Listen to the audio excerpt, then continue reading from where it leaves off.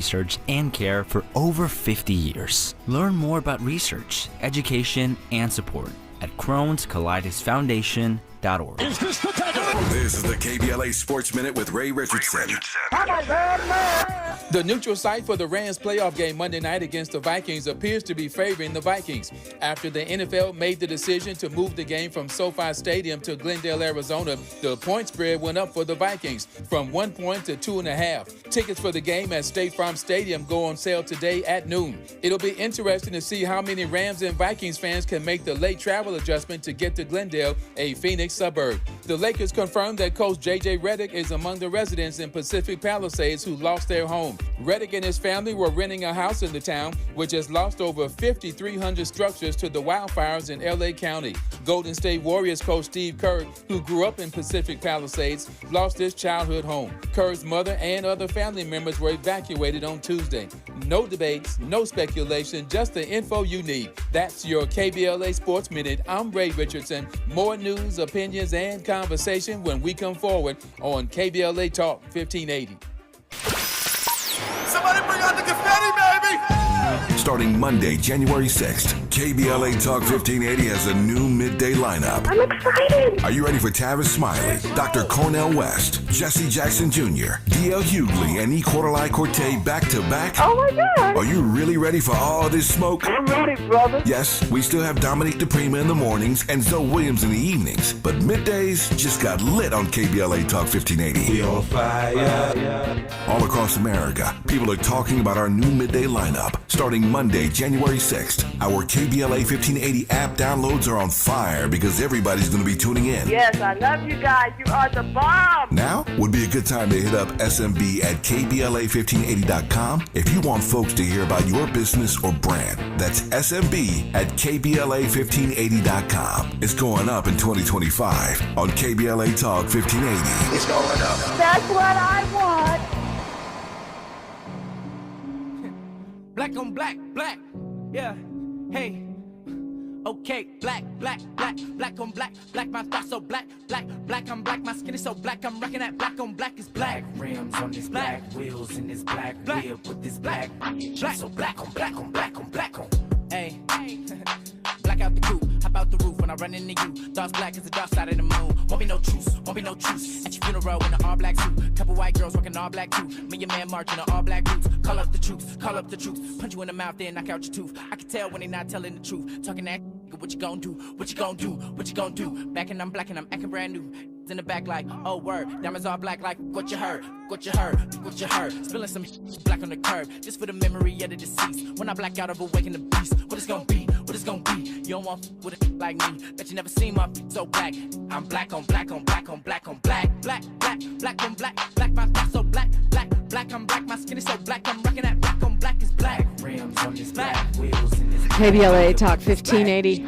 We don't black down. And we stand with you, LA. LA standing together. I think that it's beautiful the way that people are helping each other, stepping up. We will continue to amplify your voices, and you're always invited in. It's Freedmen Friday. We're not stepping away from reparations on this day. But as we talk about generational wealth and the history that led to the need for reparations, the debt that is owed to our people, I think it's really important to put it in the context of right now and the peril that we find some of the scarce black generational wealth that does exist in Southern California facing at this moment in Altadena and elsewhere. But I think the majority of what I'm tracking as far as the black folks, black homeowners who have been such a big part of the success of Altadena, losing their homes. Interesting that Sheriff Luna put a curfew in Pasadena. We did not see that. We haven't seen that in other fire areas. Things that make you say, what? Things I can't say on the radio. Things that make you say WTF. So you're worried that black people will loot, but not other people. And what is there left to loot? Smoking ashes. By the way, speaking of that, if you're going to go help out, wear gloves, wear masks. If you're going back to your house, wear gloves, wear masks, protect your skin, your lungs, your eyes, because it's easier to replace a thing or a house than any of those items. And I say all that to say, it's beautiful the way people are standing up for each other. I mentioned South LA Cafe, and there are many, many others.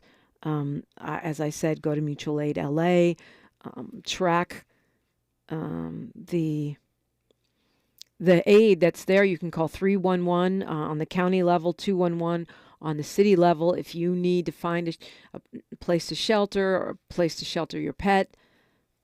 Resources like food, masks, clothes. People are stepping up and making donations, and it's a beautiful thing. We've seen it in earthquakes. We saw that in COVID, and we're seeing it now. So if we can get off of the finger pointing, blame game, opportunistic bandwagon of folks that are just trying to make their political dreams come true through our suffering, and pivot to the people that are standing together, working together, donating, helping, opening their doors to each other, then that's where the real LA is. And I want to reiterate that, particularly when it comes to Black LA at this moment, because I'm hearing that people are not feeling seen and they're not feeling supported in the way that other communities impacted to this level by these fires are. LA fires, the impacted Black community urgently needs help. That's the GoFundMe. You can donate. That's been launched by the Cochran firm, Ivy McNeil, Wyatt, Purcell, and Diggs, our friend Jasmine Canick.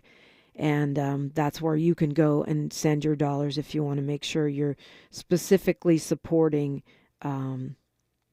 Black people impacted. Not that we don't care about others. Do not get me wrong, but that Eaton fire is not getting the same kind of love. It's also, they're accepting physical donations at Prince Hall at 9027 South Figueroa in Los Angeles. That's Prince Hall there on Figueroa if you want to drop off donations there as well. We're being joined now on our Freedmen Friday by an historian. She's a playwright, poet, and novelist as well from Detroit, lives in D.C. She's a lecturer at American universities, and she's contributed to places like Essence Magazine, The Black Scholar. She's a PhD in African literature and film, but she's also a scholar of anthropology and Black studies, and has written an historical novel, I Spread My Wings and I Fly, that's set in the mid-1850s, the period where we often start our conversations about reparations. Dr. Nubia Kai Al-Nura Salam, welcome. Thank you very much, Dominique. Thank you for inviting me. And my heart goes out to you out there in L.A.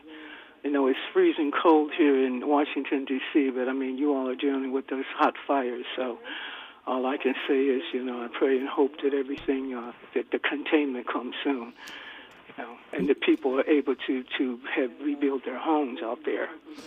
Yeah, I know you guys are having unprecedented storms. I shouldn't say unprecedented. Very cold storms, or probably not unprecedented. Freezing cold storms there.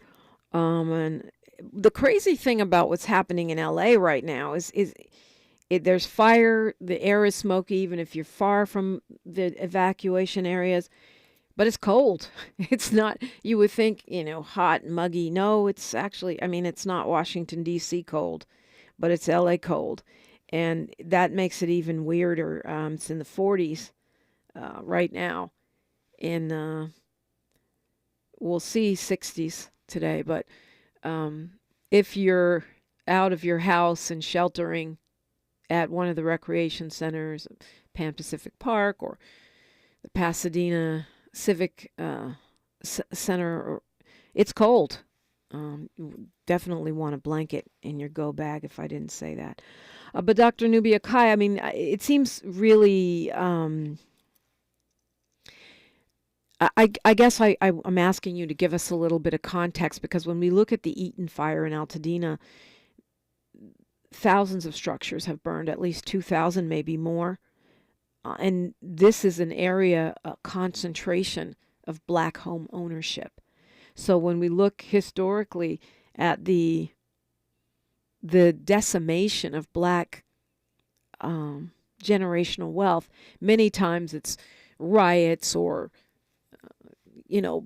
seizure through eminent domain or various mechanisms of white supremacy that have robbed us of our wealth. In this case, it seems to be Mother Nature. However, what I'm concerned about is how historically insurance companies have not given us the same kind of compensation. Government agencies haven't stepped up for us in the same way. So although it may be Mother Nature's wrath that is creating the situation, the bounce back is never quite equal.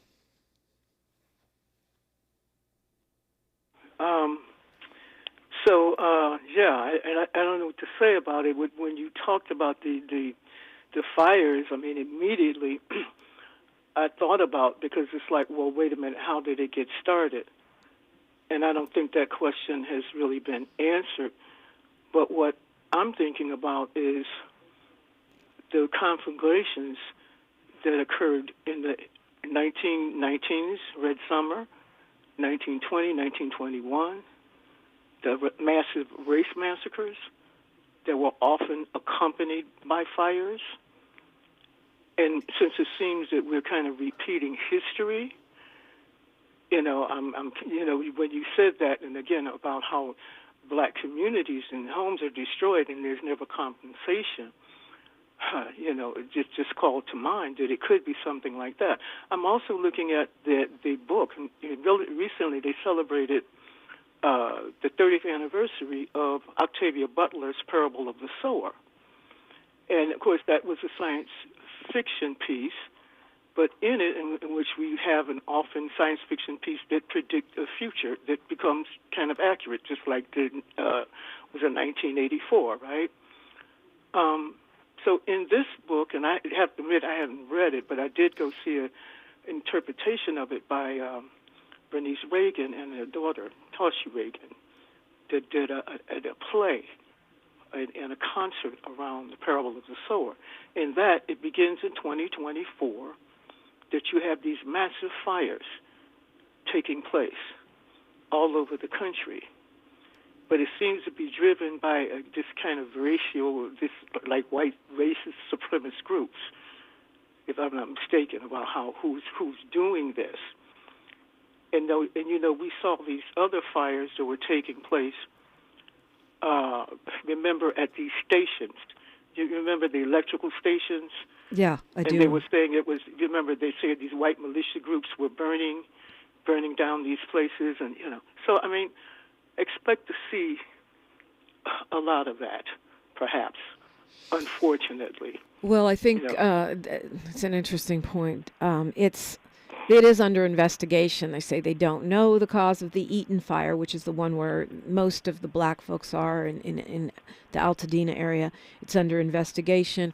They did arrest someone in another fire, the Kenneth fire. They arrested a suspected arsonist. So we'll see whether that's true or not. That at the same time, police departments are trying to debunk these arson rumors. But I think in historical context, when you look at the history of the torching of our communities, of course, there's a lot there.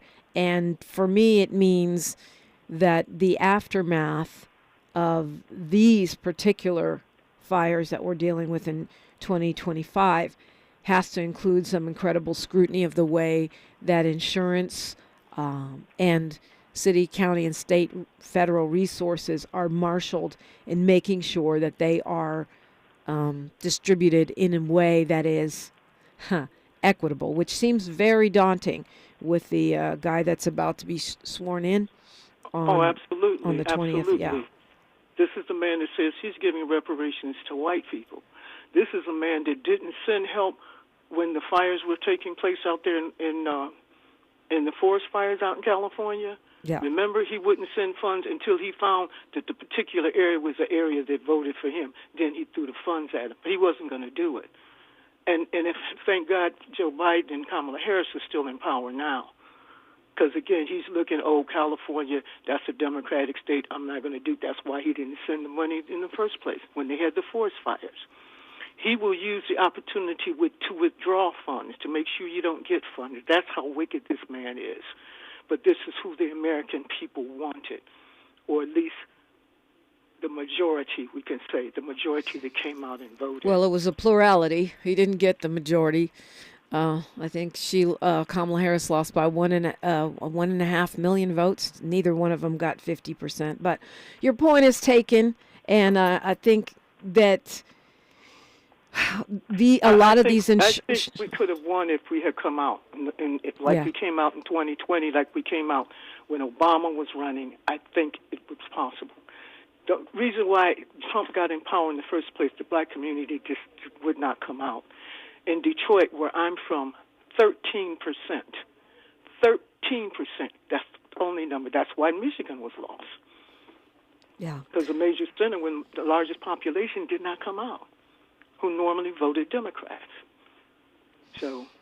Yeah, well, I mean, Fahima's sending me a text about Octavia Butler's book, The Parable of the Sower, and the other piece that the mainstream media is not really covering that much is how much the climate emergency has to do with these fires. And so while it may be unprecedented, it's likely not the last time. And so, and even with the the Trump administration coming in, that is when a lot of these insurance claims are going to be processed. They're not going to be processed in the next week or so before. Right, yeah. So I think as a community, we're going to have to look at that. And I'm trying to put it in a reparations lens because that's what we do on Fridays. We talk about reparations. I know your expertise is more, early history, but I wanted to touch on that because I know you're probably connecting it to past fires and past loss of generational wealth. And I just want to make sure we don't fail to see that at this moment in history. Mm-hmm. Yeah, exactly. I mean, certainly people should be insured, but as you see, people are pulling out now. I have a lot of relatives down in Florida, and with all the hurricanes and things that are taking place, they're not covering people. And I just saw a little blurb about how a lot of the homeowners who've lost their homes either are not covered or they're not going to be covered. Right. And this is something that, we need to take up. The black organizations, the black Congressional Black Caucus, the Congressional Latino Caucus, we all need to take up this issue, definitely, along with many others. Because I'm concerned with, again, the evisceration of voting rights. Basically what's taking place with them saying they're getting rid of all the diversity, equity, inclusion is really an abrogation of all of our civil rights. Well, DEI is the new N-word. Dr. Nubia Kai Al-Nura Salam is our guest. I wanted to tap into your expertise about Maroon communities and the days preceding, just before the Civil War, how this plays out historically with the Freedmen, which is what we were called, and that's why I call it Freedmen Fridays, not because I'm down with one group over another. I'm in support of the reparations movement, but because that's the designation that formerly enslaved persons in this country had upon our purported freedom by the Emancipation Proclamation. We were known as freedmen. And right now, many people are trying to track their lineage, and we'll see more and more of this as our reparations movement has more and more victories. So I want to look at some of the pieces we don't spend as much time on, and Dr. Nubia Kai Al-Nura Salam can do just that with us on KBLA Talk 1580. She's reclaiming her time on KBLA Talk 1580. More First Things First with Dominique DiPrima when we come forward.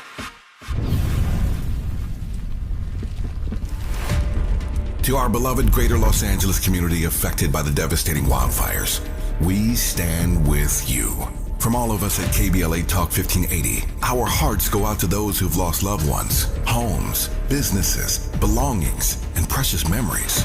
In these challenging times, we're here to keep you informed and connected. For the latest updates, resources, and ways to help your neighbors in need, stay tuned to KBLA Talk 1580.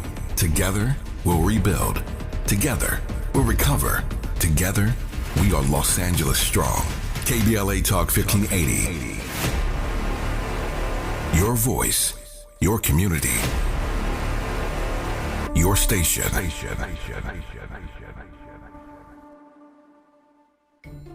Our daughter Jessie loves playing detective. A clue. But since we discovered she has sensitive skin, we've been playing detective too. We thought the problem was our puppy. But it was actually our old detergent. Aha. So we switched to Tide Free and Gentle. Tide Free and Gentle provides an excellent Tide clean, and it doesn't leave behind irritating residues like dyes or perfumes, so it's gentle on your skin. Case closed. If it's got to be clean, it's got to be Tide Free and Gentle. If you love to travel, Capital One has a rewards credit card that's perfect for you. With Venture X, earn unlimited double miles on everything you buy and turn everyday purchases into extraordinary trips. Plus, receive premium travel benefits like access to over 1,300 airport lounges where you just check in and chill out. Open up a world of possibilities with Capital One. What's in your wallet? Terms apply. Lounge access is subject to change. See CapitalOne.com for details. So this new dose is... nope, that's not it. The price is nowhere to be found. Mr. Green? Hi, it's all good. We've got this. This is not just help from a Walgreens pharmacist. Oh, new prescriptions. Cool. Let me check to see if these are the lowest cost options covered by your Medicare plan. Oh, that's great. Thank you. This is someone supporting you every step of the way. Chat with a pharmacist today to find help saving. This is the human kind of help. Walgreens. Our daughter Jessie loves playing detective. A clue. But since we discovered she has sensitive skin, we've been playing detective too. We thought the problem was our puppy. But it was actually our old detergent. Aha. So we switched to Tide Free and Gentle. Tide Free and Gentle provides an excellent Tide clean, and it doesn't leave behind irritating residues like dyes or perfumes, so it's gentle on your skin. Case closed. If it's got to be clean, it's got to be Tide Free and Gentle. The conversation continues right now with Dominique DiPrima on First Things First. And please forgive me, Dr. Nubia Kai, Al-Nur Salam. I am definitely have one eye on these fires, but continuing our Freedmen Friday education, conversation, and exploration. So one of the things I think about when we look at where we are right now, at least in the California model for reparations, our task force put forward that things like direct cash compensation would go to people who can trace their lineage to enslaved persons in this country. And I think about Maroon communities and so-called runaway slaves, which there's a street in LA called Cimarron, which I laugh when I drive by it. It's in a black neighborhood because that means runaway slave. And you know, some of the folks that I've talked to that are trying to reclaim their land, who are descendants of people who escaped and changed their identities to avoid being captured. So share what Maroon communities even are and how that might be traced to our modern communities. Yes, okay. Maroon communities were communities that were formed by enslaved Africans who were self-liberated. That is, they were enslaved Africans who fled the plantations, the small farms, the cities, wherever they happened to be enslaved, and joined up with other enslaved Africans who had self-liberated. Now, when we talk about Maroons, we're usually speaking of those who were living in the southern areas where slavery was legal everywhere. So the Maroons living still who remained in the South And many of them did in inaccessible areas, like in the piney woods or in the swamps, or in the dismal swamps, in the Florida swamps, and in other kind of inaccessible areas where they armed themselves, because they had to arm themselves. So also they were dealing in what they call bandit activity, like they would raid plantations, or they would raid commissaries, or they would, raid the trucks and wagons on the roads in order to get arms and food and supplies so that they could maintain their independence. They also had relationships with enslaved people who were still on the plantations, who supplied them with arms, who supplied them with food and other things, as well as intelligence information.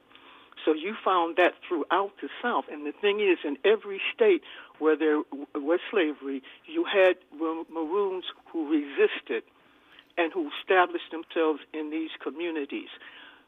But now they're also speaking of Maroons as those who fled the plantations and who escaped on the Underground Railroad, because that's another form of marronage, or meaning Maroon activity. And Maroon activity was always associated with resistance. But the importance of this resistance is that these people were willing to give their life before they were taken back into slavery. They were willing to give their life. And you had communities all over the South and even out west that existed for decades, and we never hear about that, especially within the United States. And believe me, it is still a history that they're trying to suppress. Now, there have been many books written about Maroon activities in the Caribbean. We have the Palmeiras in Brazil and other quilombos in Brazil. We had pilanques all over Colombia and Venezuela, and you had large independent nation states. Suriname and Brazil were like that, and in Colombia, the Jamaican Maroons, Maroons of Cuba, the Maroons of Jamaica, who had precipitated the Haitian Revolution. So our people were always fighting and always resisting through armed struggle, through just fleeing and going into safe spaces in the North where they could become abolitionists. So you see people like Frederick Douglass and Harriet Tubman and Josiah Henson, William Wells Brown, these enslaved Africans who escaped from slavery, go to the North and then become internationally known abolitionists, still fighting slavery from that end. That is another form of marronage. When we come into the later on, during the Garvey movement, when people are talking about where is our government, where are our states, where are our army, again, that's another, to me, a kind of iteration of marronage. Dr. Nubia Kai, Al-Nura Salam, we got news, traffic, and sports. Continue this fascinating conversation on KBLA Talk 1580. Say the quiet part out loud. KBLA Talk 1580. I'm Bree Wood with 4 things you should know from BIN News. Kentucky Senator Rand Paul wants to save TikTok in the United States. He sent a letter to President Biden urging him to give the social media platform a 90-day extension. Edgar Welch, who served 4 years for the Pizzagate shooting, was killed by police in North Carolina after pointing a gun at officers during a traffic stop. Welch was arrested in 2016 for firing a rifle inside a Washington, D.C. pizzeria because he thought it was part of a sex trafficking ring. President-elect Donald Trump will be sentenced this morning in the hush money case after the Supreme Court rejected his request to block it in a 5-4 ruling yesterday. And the Supreme Court will hear arguments today on a potential TikTok ban. A new law requires TikTok's Chinese parent company to sell the platform by January 19th or face a U.S. ban over national security concerns. I'm Bree Wood on the Black Information Network, your home for Black News First. The Crohn's and Colitis Foundation has been at the forefront of inflammatory bowel disease research and care for over 50 years. Learn more about research, education, and support at Crohn'sColitisFoundation.org. This is the KBLA Sports Minute with Ray Richardson. The neutral site for the Rams playoff game Monday night against the Vikings appears to be favoring the Vikings after the NFL made the decision to move the game from SoFi Stadium to Glendale, Arizona. The point spread went up for the Vikings from 1 point to 2.5. Tickets for the game at State Farm Stadium go on sale today at noon. It'll be interesting to see how many Rams and Vikings fans can make the late travel adjustment to get to Glendale, a Phoenix suburb. The Lakers confirmed that coach J.J. Redick is among the residents in Pacific Palisades who lost their home. Redick and his family were renting a house in the town, which has lost over 5,300 structures to the wildfires in L.A. County. Golden State Warriors coach Steve Kerr, who grew up in Pacific Palisades, lost his childhood home. Kerr's mother and other family members were evacuated on Tuesday. No debates, no speculation, just the info you need. That's your KBLA Sports Minute. I'm Ray Richardson. More news, opinions, and conversation when we come forward on KBLA Talk 1580.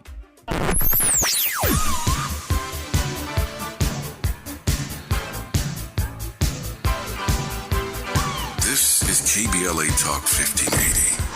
Talk radio that's music to your ears. We're unapologetically progressive. KBLA Talk 1580.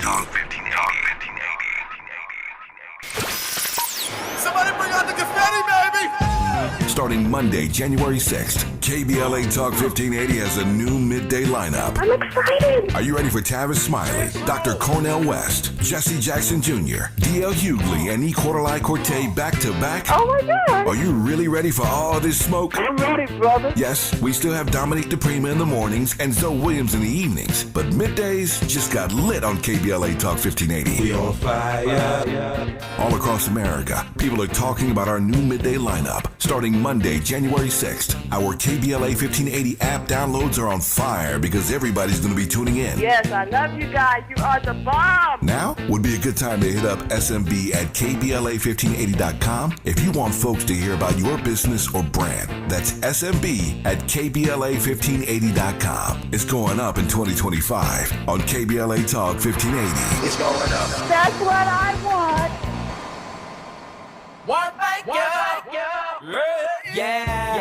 The California Crusader newspaper would like to thank all of our subscribers for their support throughout the years, proudly serving the South Los Angeles and South Bay areas for more than 40 years. The California Crusader is a multicultural, black-owned, adjudicated newspaper that focuses on providing newsworthy information to the people in our community. We're constantly looking for ways to assist businesses in our community to connect with our subscribers. We provide low-cost, effective ways to promote your business with our reasonable and affordable advertising rates. You can participate by suggesting, sharing, and submitting your stories on the California Crusader newspaper Community Share Facebook group page, or visit our website at cal-cruise-news.com. That's calcruisenews.com. Then click on the Submit Now button located on the top right corner of the homepage, or text CCN to 42828. Again, text CCN to 42828. The California Crusader newspaper, working together to build a better community for our future. Subscribe today. This is for all the folks who appreciate follow-through. Here's a quick recap of the KBLA Talk 1580 2024 Climate Justice Campaign. More than 6.4 million Southern Californians viewed our climate justice billboards and bus shelters. Another 1.5 million people listened to and or downloaded our weekly conversations with African American climate experts. Our KBLA Climate Justice web portal had 2.8 million unique visitors. Thousands more attended our 7 climate justice community events. More than 9.3 million riders saw our climate care messaging on metro buses and trains. And 39 million Americans accessed our C-SPAN Climate Justice Symposium. All told, our 2024 Climate Justice Campaign exceeded 471 million total impressions. KBLA Talk 1580 thanks all of our 2024 Climate Justice partners: LADWP, Metro, Caltrans, Sierra Club, California Community Foundation, the California Endowment, LA City Council member Curran D. Price Jr., the California Wellness Foundation, MWD, AQMD, and the Port of Los Angeles. Caring about the climate, caring about the community, changing the conversation. We're KBLA Talk 1580. At KBLA Talk 1580, we do more than just talk. You got a big mouth. Hello, Joe, you're up. Welcome. We're unapologetically progressive, and we don't black down.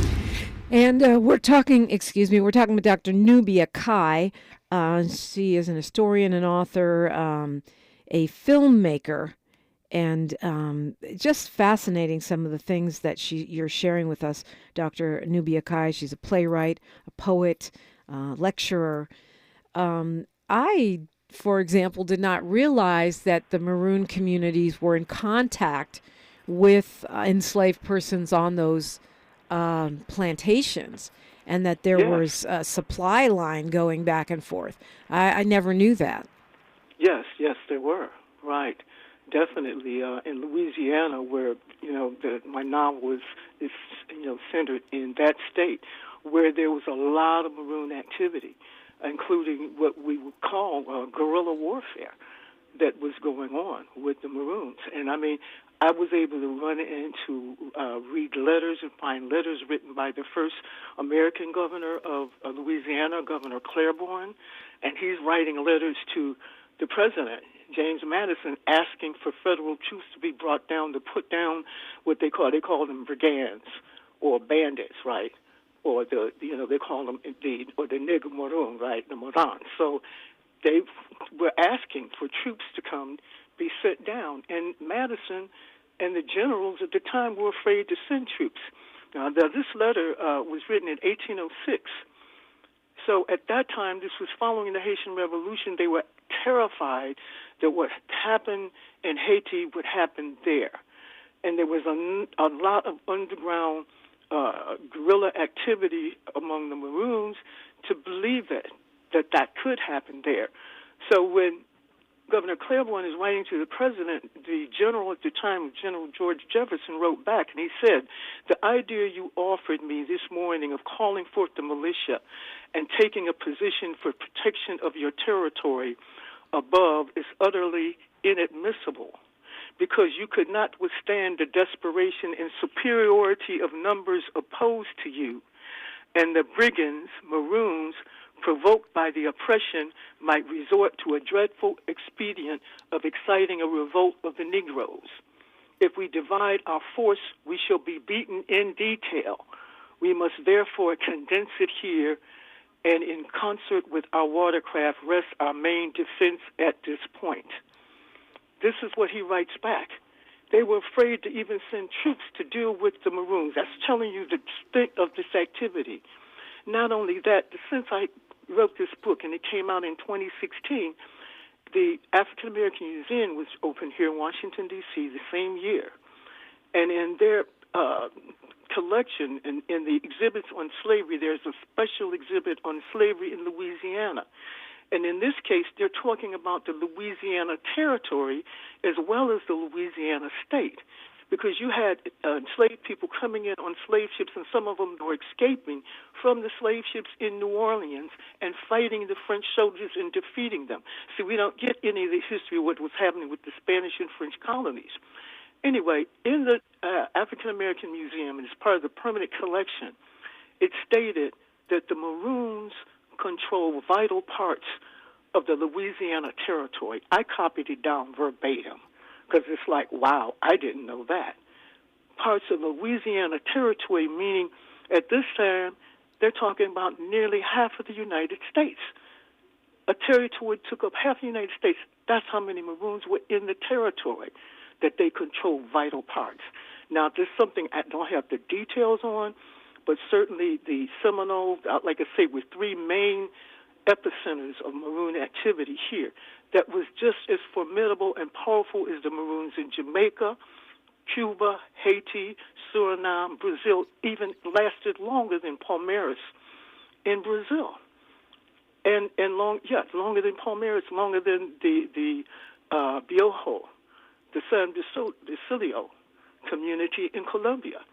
The Seminoles down in Florida actually lasted longer, because these were Maroons who had fled from South Carolina. Actually, they were Gullah people originally who fled even in the late 17th century. I'm talking about the 1600s, and started fleeing into Florida.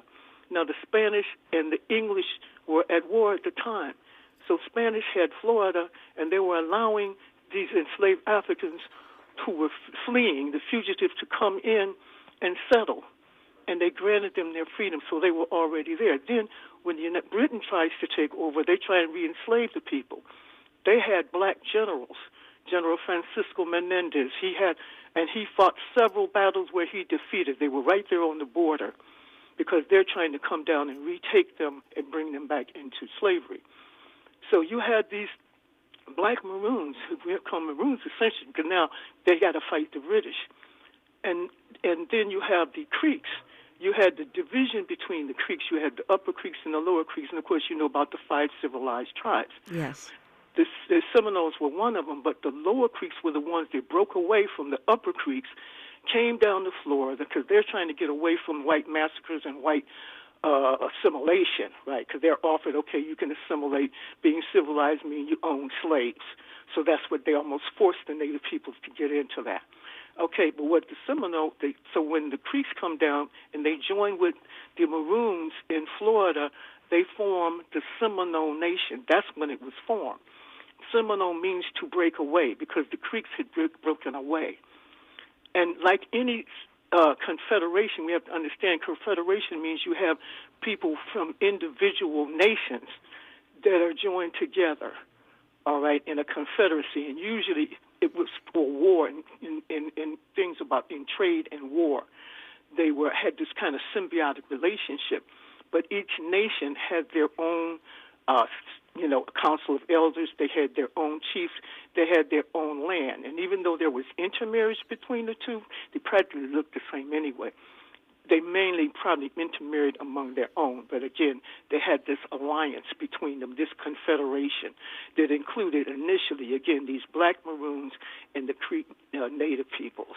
Mm-hmm. And they were the most successful in fighting the Europeans. These Seminoles, and of course the black fighters were the fiercest because they had the most to lose, because they were going to be taken back into slavery. And in fact, they were the targets of all the attacks against the Seminoles. They wanted these black people who had been born free, had been free like 100 years, but they're calling them their enslaved people, right?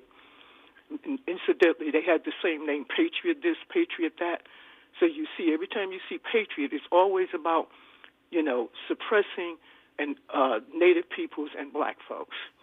Wow. Even to this day, This past break for Thanksgiving, however you commemorate that holiday, I got to go to a family reunion that I had never attended before. My family that's actually from South Carolina, but we went to North Carolina and learned about the Dismal Swamp. And it made me think of you. Can you talk a little bit about the Dismal Swamp? I mean, it's an example of what you were talking about earlier about where these Maroon communities, these free, rebellious black folks lived during our period of enslavement.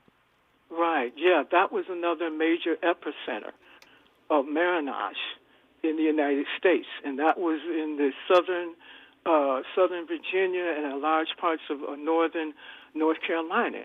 Some 2,000, I think, square mile, which seems odd, but anyway, I keep reading is that it's that large. And I don't know what it was about the Dismal Swamp, but it's something when enslaved people went in there was some kind of protection for them, militias, armies, nobody, slave hunters, they could not go in and capture them. So by the time, and I would refer you to a book that talks more in detail.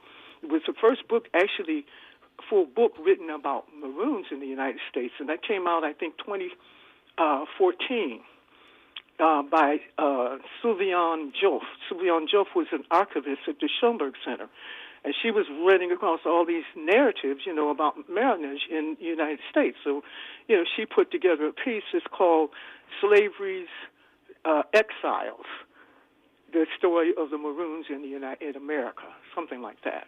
Sylviane Joff, yes.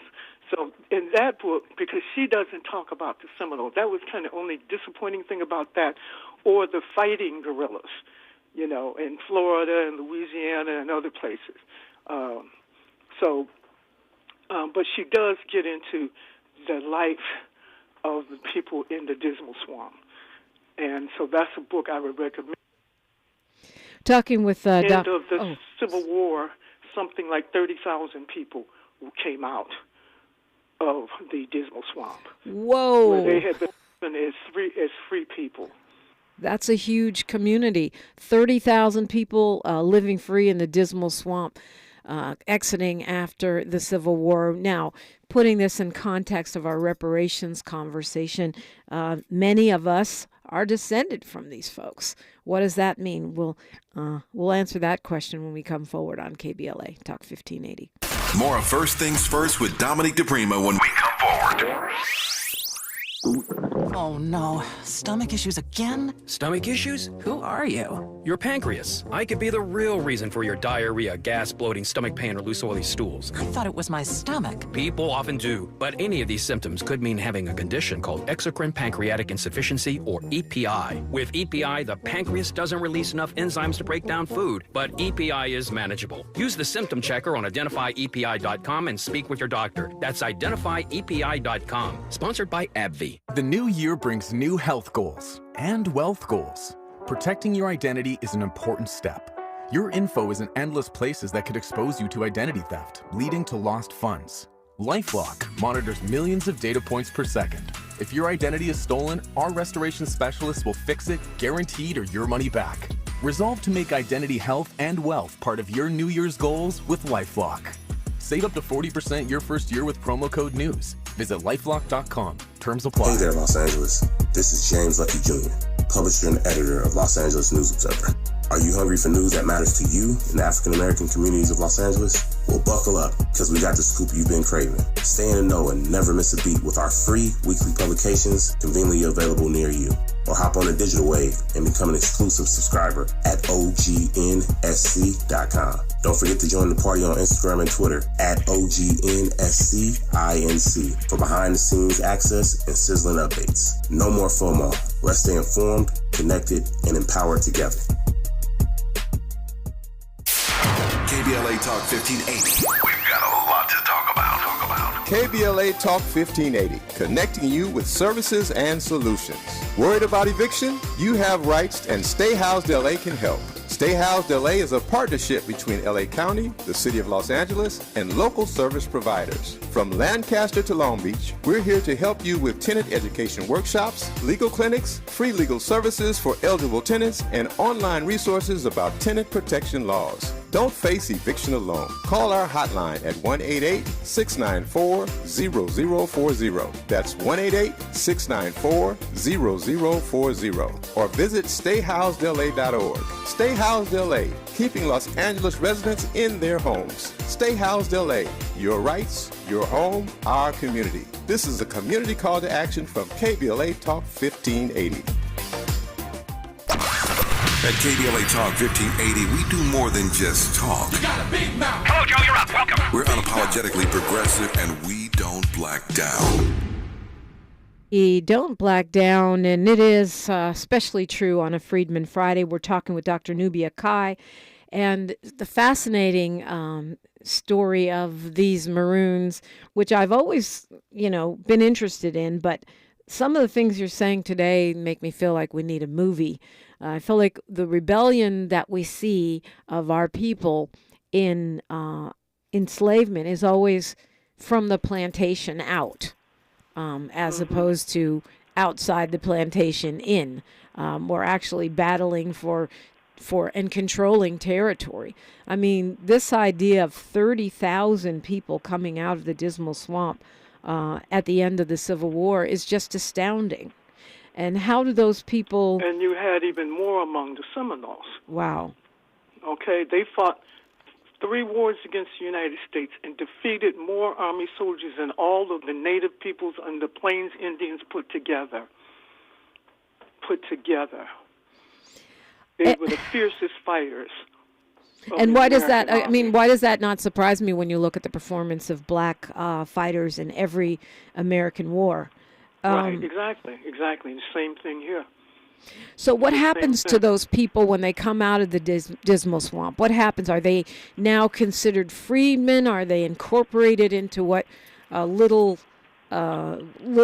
care happened during the Reconstruction? What happens to those Maroons? That's an interesting question because that's one that really wasn't talked about at length in the book. And there was a thing because they had lived, again, many of them had, were living in caves like underground. So when they came out, they kind of had this odor, and, maybe it had a lot of hair, you know what I'm saying? So it took time for them to become, I guess, reintegrated in the society. And people actually did look down on them, even some of the great abolitionists, but nevertheless, again, these are people who were able to live as free people, and probably generations of them, and because they were determined not to go back.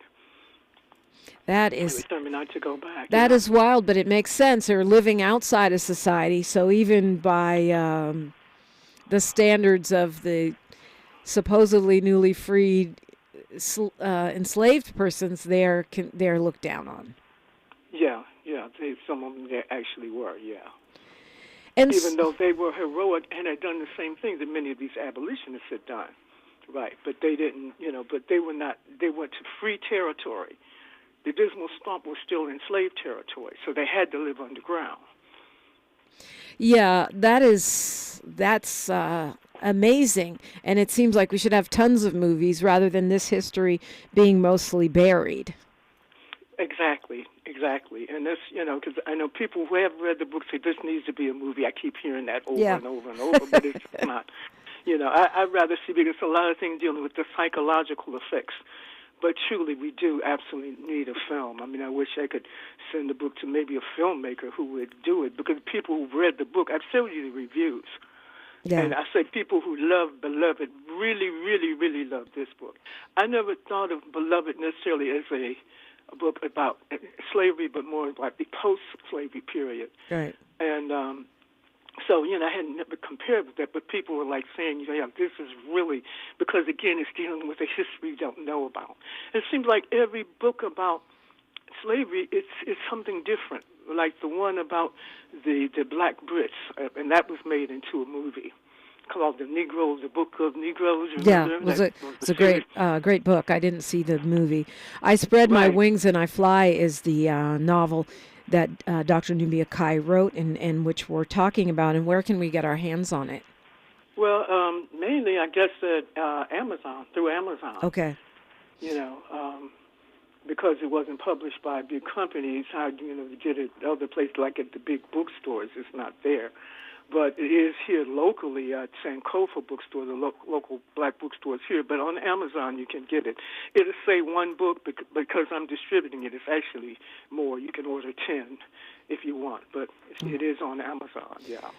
So how would I know, or, if I'm doing my lineage, if I'm doing my genealogy, would these Maroons have eventually been incorporated back into society? I mean, you're saying they're coming out of the Dismal Swamp at the end of the Civil War. I'm wondering what happens, in just as we see the rise of these anti-black militias and the suppression of black people and re-enslavement that happens after the Civil War.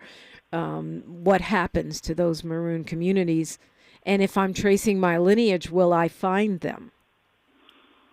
Yeah, that's a hard one, because it's all underground. They're not trying to advertise who I am, and they're not trying to fill out the census. So the reintegration, I can mainly speak not as much about the people living in the Dismal Swamp. I know they had a difficult time. They had to reintegrating, but they did come out and eventually did. What I'm more familiar, because I've written about articles about the Seminoles and what happened with them when they got into those wars with the United States, because they refused to be removed to the Indian territories. When Andrew Jackson became president, they continued to fight, and they refused to go into those territories. They defeated Zachary Taylor. They defeated the army many times, like I said. So they finally just say, okay, they ended up going into Mexico and living in Mexico until the Civil War ended. Now, when they ended, they came back into the United States, and I have cousins who are from these black Seminoles. One of them got a Medal of Honor, and I was telling the family, well, why did he get the Medal of Honor?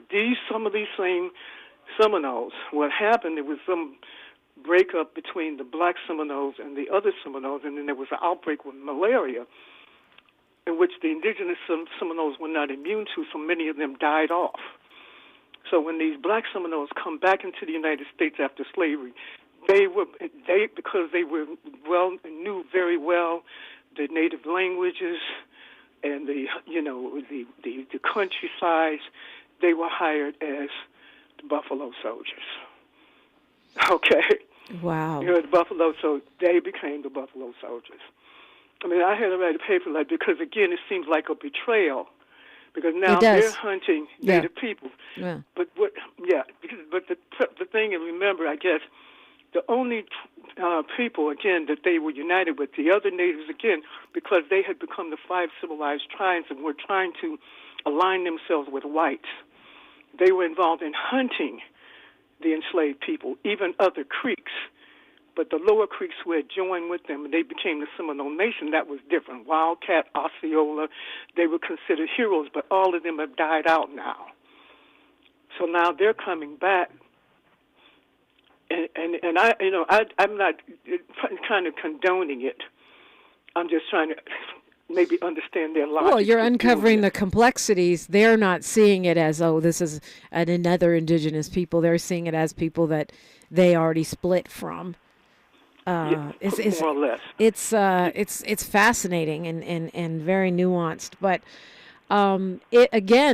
that speaks to the complexities of what our heritage is and who we're tracing our lineage to. It sounds like eventually many of those folks may have incorporated in society. Some may have stayed in Mexico. Some may have stayed underground. Yeah, some stayed. Yeah, some did stay in Mexico. Although a lot of them did come back. I think most of them come back. They still have. They still have family reunions down there every year in Brackettsville, Texas, because that's where a lot of them settle. But yeah, and then you had the other Maroons communities. They still had some actual Seminoles who were still living in Florida, and who are still in Florida and who remained in Florida. Then you had Seminoles who had left and fled to the Bahamas, even before slavery had ended. And I was talking to a brother, Kamal Siddiqui, his name, you might have heard of him. He has this organization, Diving with a Purpose, the Association of Black Scuba Diving, doing amazing work, going excavating these slave ships. He's an archaeologist, right? Oceanic archaeologist. And his whole mission has been to, find these slave ships that were sunk, oftentimes from rebellions that took place and other things. And then, retrieve the remains and then give them a proper burial. Some of the works he's gotten are in the African American Museum. And he was telling me about enslaved Seminoles who ended up in Liberia. Wow. And they just recovered a ship. Apparently they were trying to take them out around St. Augustine. And I need to get it straight, but it's something about how the British were intercepting slave ships. Yeah. They were on a slave ship bound for something. What they used to do with Native Americans in wars, they would capture them, they would put them on slave ships and send them to the Caribbean. Wow. We are going to have to leave it there, Dr. Nubia Kai. Wow, I could do another hour, and maybe one day you'll grace us with your presence again. Oh, okay. I guess the hour goes faster than you see. It sure does. Dr. Nubia Kai, thank you so much. Okay, thank you. It's KBLA Talk 1580. KBLA 1580 Santa Monica. I'm Bree Wood with 4 things you should know from BIN News. Kentucky Senator Rand Paul wants to save TikTok in the United States. He sent a letter to President Biden urging him to give the social media platform a 90-day extension.